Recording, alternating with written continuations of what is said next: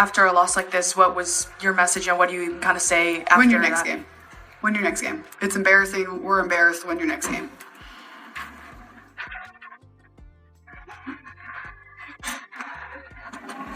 Kim, just why do you think when things are going bad for this team, they're going as bad as they have and the margin of defeat has been as much as it has been? Yeah, that's a question for them about why they can't stick together.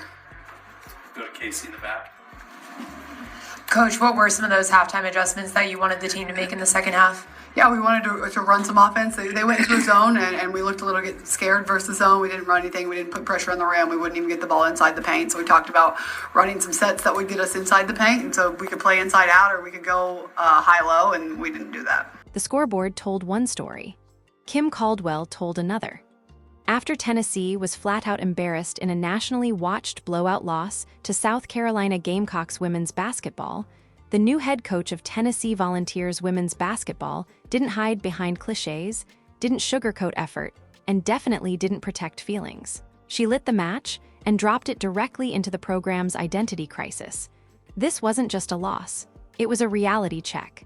Caldwell's post-game comments landed like a gut punch to a fan base still clinging to banners from another era. While South Carolina ran, bullied, and dominated Tennessee on both ends of the floor, Caldwell made it clear. The problem isn't talent. It's standards. It's urgency. It's whether wearing Tennessee still means what it's supposed to mean. And that's why this moment matters. Because when a first-year head coach publicly calls out effort, toughness, and buy-in after a humiliating defeat, she's not just talking to her locker room, she's challenging the entire culture. Caldwell didn't inherit Pat Summitt's dynasty. She inherited expectations without results. And after watching her team get overwhelmed by the sport's current gold standard, she made one thing obvious. Excuses are no longer welcome. South Carolina exposed the gap. Caldwell exposed the truth. Fans are split. Some love the honesty. Others think it's too harsh, too soon. But one thing is undeniable. This was the loudest statement Tennessee women's basketball has made all season, and it didn't come from a highlight reel. It came from a coach refusing to accept being humbled as part of the process. Whether this moment becomes a turning point or the start of tension depends on what happens next. But Caldwell has officially drawn a line. And now, Tennessee has to decide if it's ready to cross it.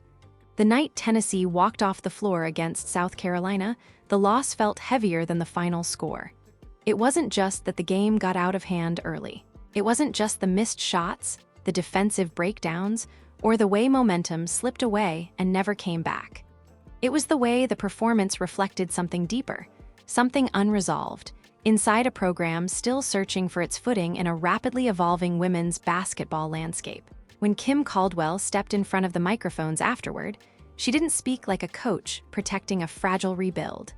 She spoke like someone unwilling to normalize getting overwhelmed on a national stage. Her words cut through the usual post-game fog of coach speak and landed directly on effort, urgency, and accountability.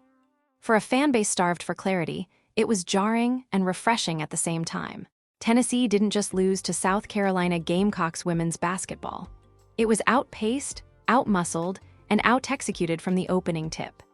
South Carolina imposed its will with a confidence that comes from years of sustained excellence, a roster built to punish mistakes, and a system that thrives on pressure. Tennessee, meanwhile, looked reactive.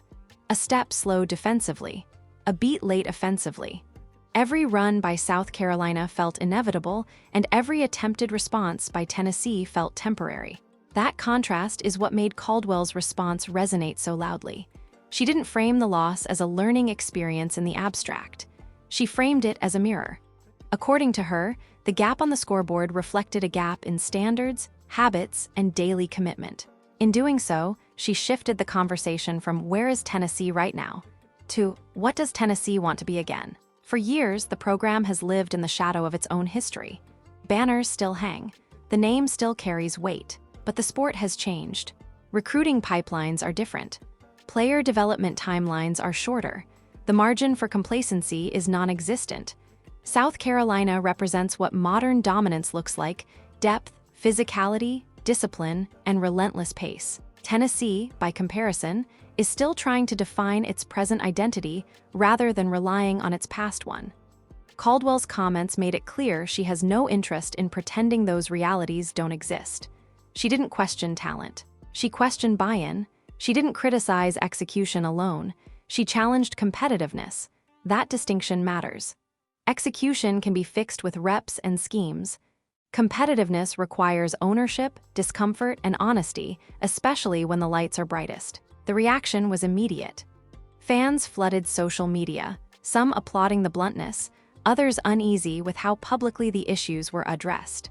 There's a long-standing tension in college sports between transparency and protection, between calling players out and keeping criticism internal.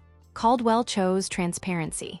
In doing so, she sent a message not just to her roster, but to recruits, administrators, and supporters watching closely.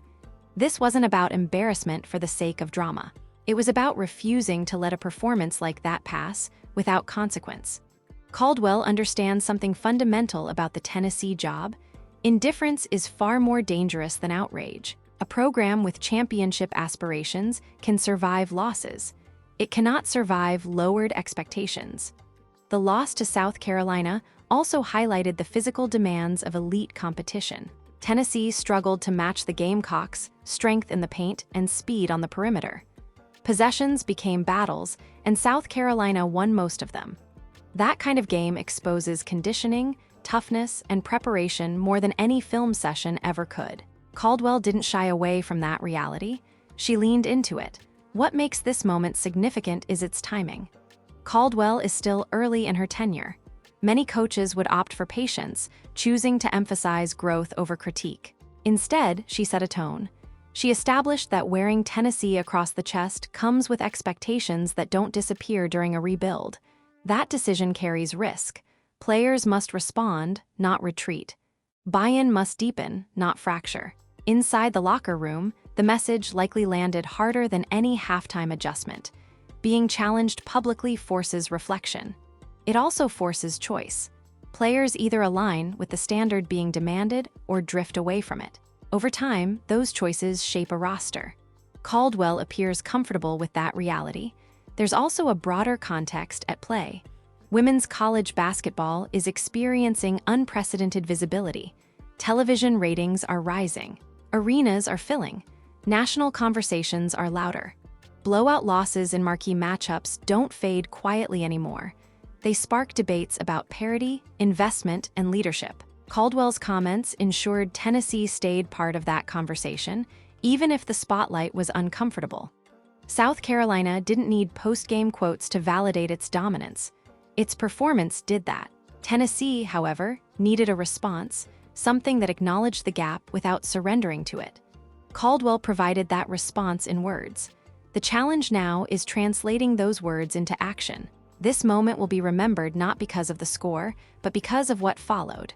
Programs often reveal their trajectory in how they handle being humbled.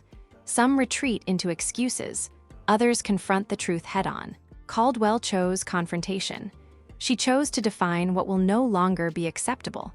For Tennessee, the loss may ultimately become a reference point, not as a symbol of failure, but as a line of demarcation. Before, expectations were implied. After, they are explicit. The path forward won't be smooth. It rarely is when standards rise. But clarity, even when uncomfortable, is a powerful starting point. The question now is whether Tennessee can compete with South Carolina tomorrow. It's whether Tennessee is willing to do the daily, often invisible work required to close that gap over time. Caldwell has made her stance clear. The rest of the story will be written in practices, film rooms, weight sessions, and late-game moments when toughness matters most. One game exposed the distance. One post-game response exposed the direction. What comes next will determine whether this loss becomes a footnote, or the moment Tennessee finally stopped running from the truth. The days following Tennessee's loss to South Carolina carried a different kind of weight. Not the shock of defeat that had already settled in, but the quiet tension that comes after hard truths are spoken out loud. Inside the program, the conversation was no longer about schemes or missed shots. It was about identity, about whether the gap exposed on national television was something the program was truly prepared to confront. For Kim Caldwell, this was never about a single game. Her reaction made that clear. Coaches who are worried about short-term optics soften their tone after losses like this. Caldwell didn't. She framed the result as evidence, not an anomaly. Evidence that Tennessee's habits, how it practices, how it competes, how it responds to adversity, still aren't aligned with the level it claims to aspire to. That message hit because it challenged comfort. For players, it challenged roles and responsibility. For fans, it challenged nostalgia. Tennessee women's basketball has spent years balancing reverence for its past with frustration over its present. Caldwell's words forced a choice. Either honor the history by meeting its standards or stop invoking it altogether. The contrast with South Carolina Gamecocks women's basketball made that choice unavoidable. South Carolina didn't dominate because it played inspired basketball for one night. It dominated because its program lives inside a culture of expectation every single day. Practices are competitive. Conditioning is non-negotiable. Defensive effort isn't optional. That culture shows up consistently, regardless of opponent or venue. Tennessee, by comparison, is still learning how to live under that kind of pressure. That doesn't mean the roster lacks ability. It means the margins are still unfamiliar. When mistakes compound, when momentum swings, when physicality rises, elite teams don't flinch. They lean in. Against South Carolina, Tennessee flinched. Caldwell didn't ignore that.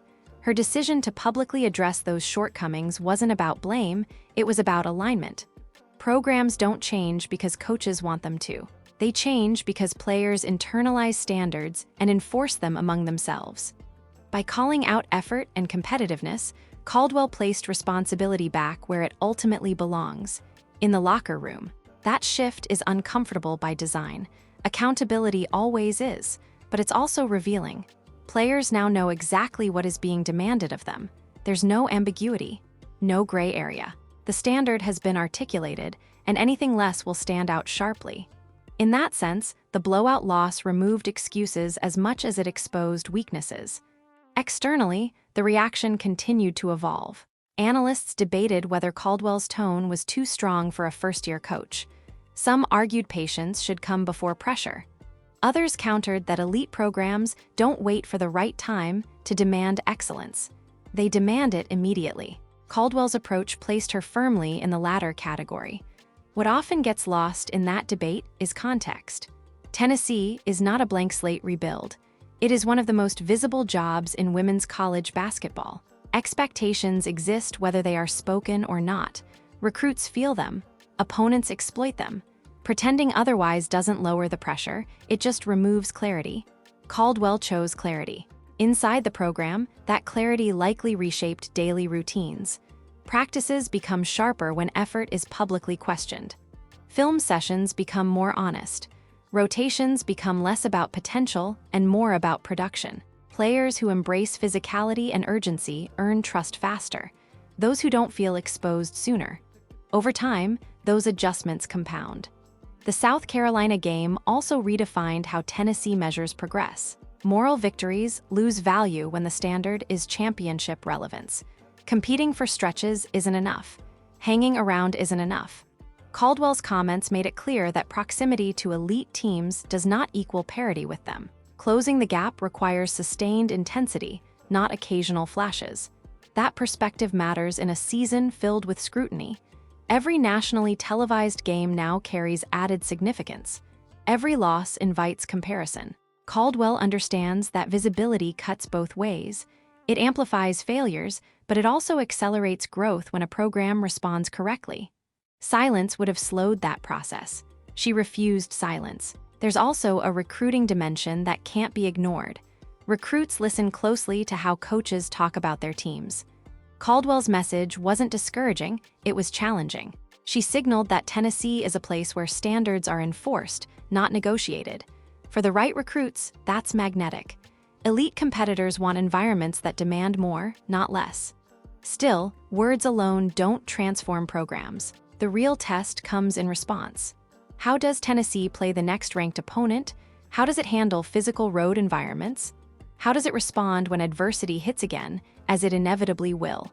Those moments will determine whether Caldwell's comments become a turning point or just a headline. Leadership inside the locker room becomes critical here. Coaches can set expectations, but players sustain them.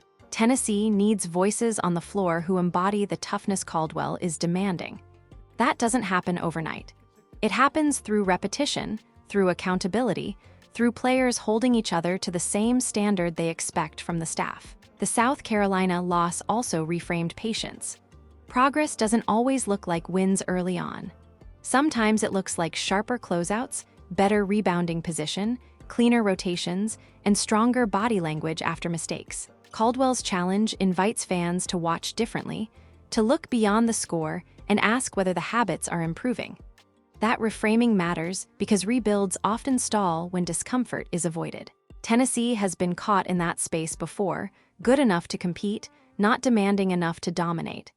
Caldwell's willingness to confront that pattern suggests she intends to disrupt it rather than manage it. There's risk in that approach. Not every player responds positively to public accountability. Some grow, some resist, but avoiding that risk guarantees stagnation. Caldwell appears willing to accept short-term turbulence for long-term clarity. In a program chasing relevance at the highest level, that gamble makes sense. What makes this moment linger is its honesty. There was no spin, no talk of learning experiences without substance. Caldwell called the performance what it was and challenged her team to match the level required to change it. That honesty resonates because it respects the intelligence of players and fans alike. As the season moves forward, this loss will continue to surface in conversation, not as a wound, but as a reference. It will be the night Tennessee saw the standard up close and couldn't look away. The night the gap stopped being theoretical and became tangible. Whether Tennessee ultimately closes that gap remains to be seen. But the response to being exposed often matters more than the exposure itself. Caldwell has drawn a clear line between where the program is and where it claims it wants to go. The work now is bridging that distance, possession by possession, practice by practice, choice by choice. The blowout loss ended in 40 minutes. The message it created will echo much longer. And for a program trying to redefine itself in a new era, that echo may prove more important than the result ever was. As the noise from the South Carolina loss slowly faded, something else took its place around Tennessee women's basketball. Scrutiny. Not the reactionary kind that flares up on social media and disappears in a few days, but the deeper, more uncomfortable examination of what the program truly is right now. That kind of scrutiny doesn't come from one bad night. It comes when a performance confirms fears people were already quietly holding. For Kim Caldwell, that scrutiny is not an obstacle. It's the environment she chose when she took the job. Tennessee is not a place where coaches are judged solely on win-loss records. They are judged on tone, direction, and whether the program looks like it's moving with purpose. Caldwell's reaction to the blowout loss suggested she understands that distinction better than most. What stood out in the aftermath was not just what she said, but what she refused to say. There were no references to youth, no appeals for sympathy, no framing of the loss as something inevitable against an elite opponent. Instead, Caldwell treated the game like a measuring stick and accepted the result without deflection. That posture matters because it signals confidence in the long-term plan, even when the short-term reality is harsh. The loss to South Carolina Gamecocks women's basketball exposed Tennessee's vulnerabilities in the most public way possible. Defensive rotations broke down under pressure. Rebounding became a battle Tennessee consistently lost. Offensive possessions stalled when physicality increased. None of those issues were new. What made them impossible to ignore was the stage and the opponent. Elite programs don't just punish mistakes, they magnify them. South Carolina did exactly that. Every missed assignment turned into points. Every lapse in effort widened the gap. For Tennessee, the game felt like a loop it couldn't escape. For Caldwell, it was a case study in what happens when habits aren't strong enough to withstand pressure. That's why her response focused so heavily on competitiveness. Talent can keep games close. Discipline can execute a game plan. But competitiveness, the willingness to fight for space, to sprint back in transition, to respond immediately after a mistake, is what separates contenders from everyone else. Caldwell made it clear that Tennessee's level in that area was not acceptable. The significance of that message became clearer in the days that followed. Practices reportedly sharpened. rotations tightened, energy levels were scrutinized. Coaches talk all the time about responding the right way, but response only matters when expectations are enforced.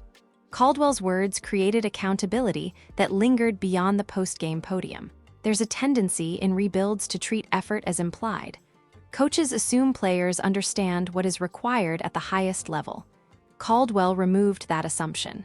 By calling out effort publicly, she redefined it as a baseline requirement, not a variable.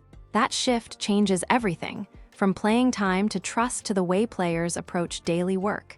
It also reframed the fan conversation. Tennessee supporters are deeply invested, but they're also fatigued. Years of near misses and uneven progress have created skepticism. Caldwell's blunt honesty cut through that fatigue.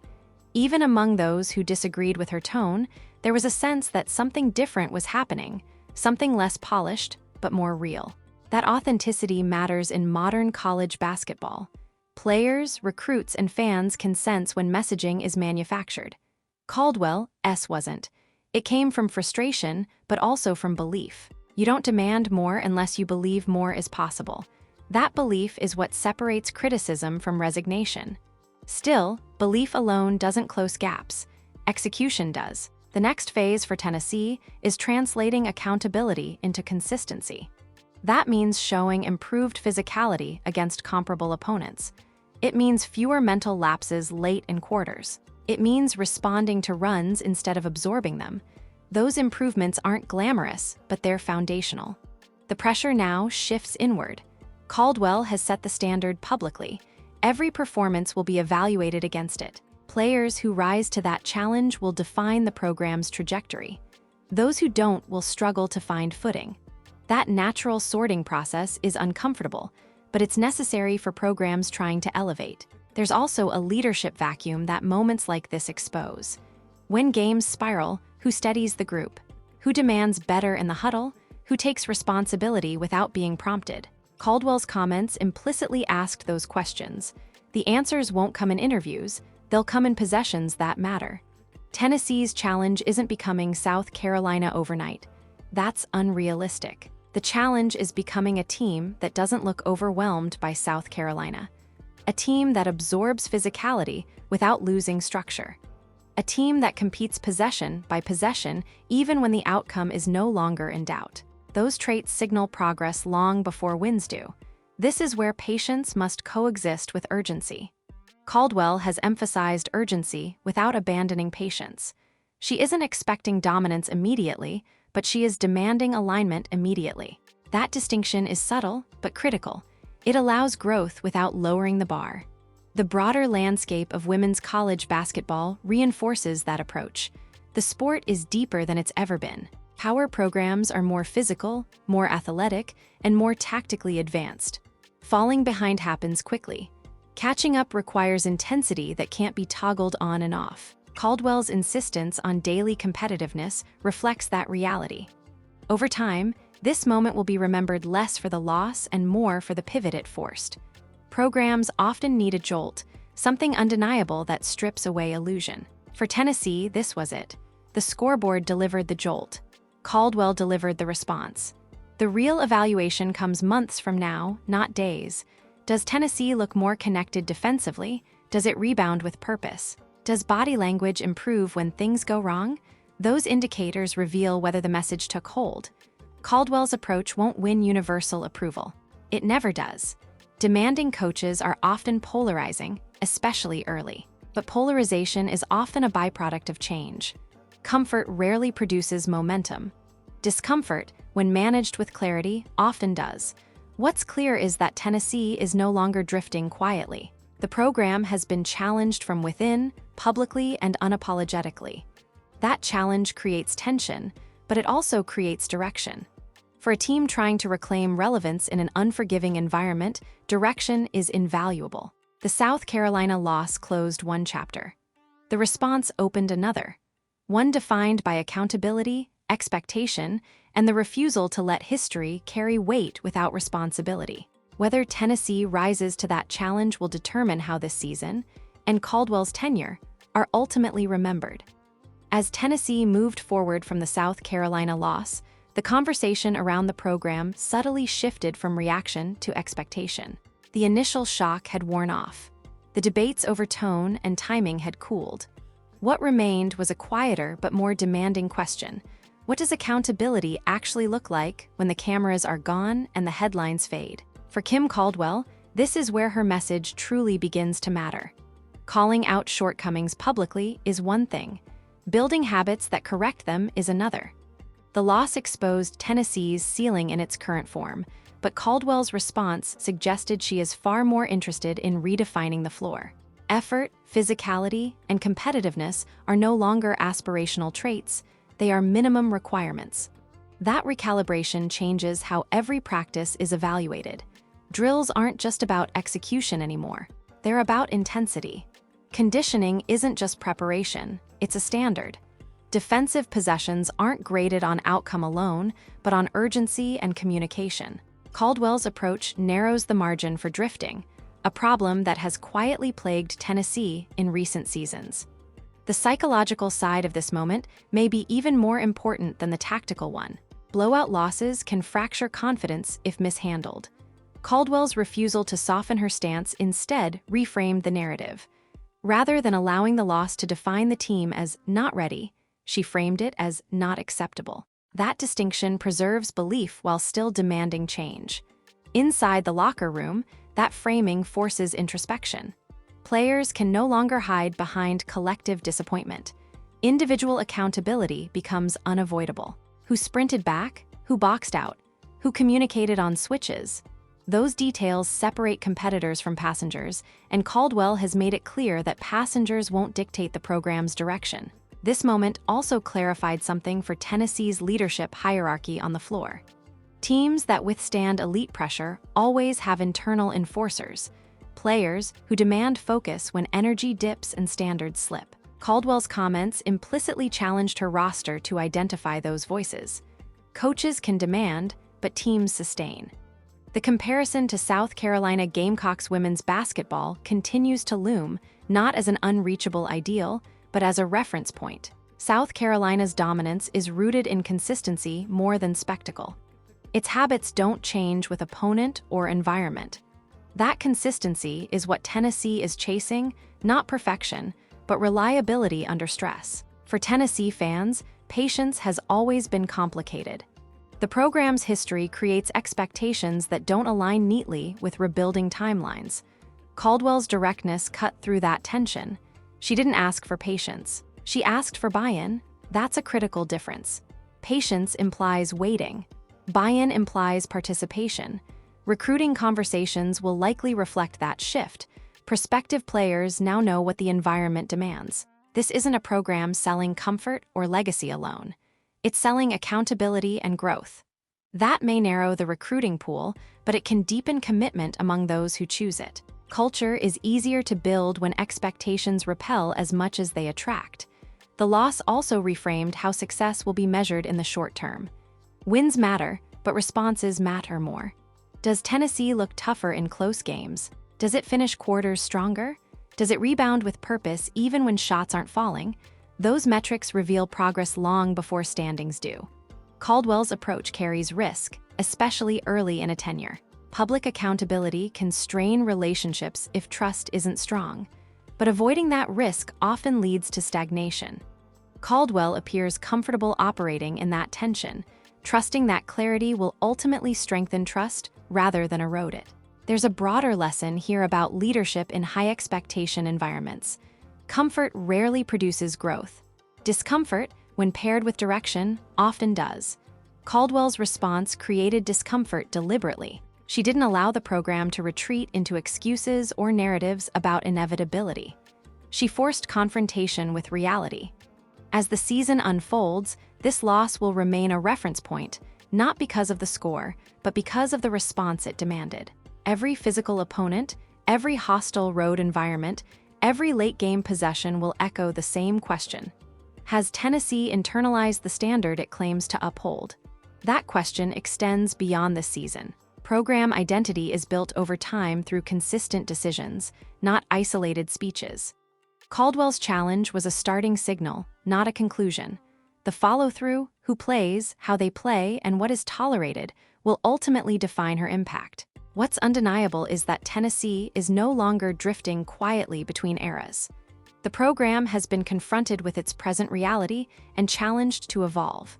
That evolution won't be linear. There will be setbacks, frustration, and resistance, but stagnation is no longer an option being entertained.